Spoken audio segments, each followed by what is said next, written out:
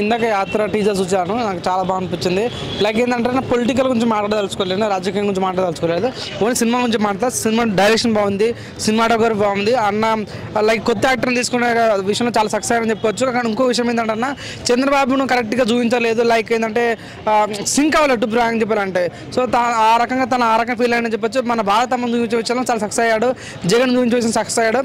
ఒక డైలాగ్ ఉంటుంది అన్న, ఒక గుడ్డ ఆయన వేసుకొని నేను జగన్ కోసం రాజశేఖర రెడ్డి కొడుకు వస్తున్నాడు, ఆయన కోసం వెయిట్ చేస్తున్నా అంటే నీ కళ్ళు కనిపించగలమా, తన కన్ను ఎందుకు వస్తున్నావు అంటే నేను నేను చూడకపోవచ్చు కానీ తను నన్ను చూసిన ఒక ఎమోషనల్ సీన్ బాగా వర్కౌట్ చేశారు. తర్వాత మళ్ళీ ఒక డైలాగ్ ఉంటుందన్నమాట, చరిత్రలో ఉండకపోవచ్చు కానీ చరిత్ర తన కోసం పోరాడడం, తనని కానీ తన గురించి చరిత్ర ఉంటుంది కాదని ఒక డైలాగ్ వాడారు. లైక్ సోనియా గాంధీ ఒక డైలాగ్ వాడారు. సో నిజంగా చాలా బాగుంది, వాళ్ళు తీసుకున్న బాగా అనిపించింది. మెయిన్గా వాళ్ళు తీసుకున్న కాన్ఫిడెన్స్ సెంటిమెంట్ అని బాగా వర్కౌట్ చేసే ఛాన్స్ ఎక్కువ ఉందని అనిపించింది. లైక్ ఏంటంటే కొత్త వాళ్ళని చెప్తున్నాను కదన్న, సో ఆ రకంగా చాలా సక్సెస్ అయ్యింది. ఇది ఎవరికి ఉపయోగం ఉంటుంది, ఎవరికి మైండ్స్ ఉంటుంది మనకు తెలియదు కానీ సో ఇది అయితే 90% వైఎస్ఆర్ సిపికి వర్కౌట్ అయ్యే ఛాన్స్ ఉందని అనుకుంటున్నాను. జీవో గారు సెట్ అయ్యాను నిజంగా.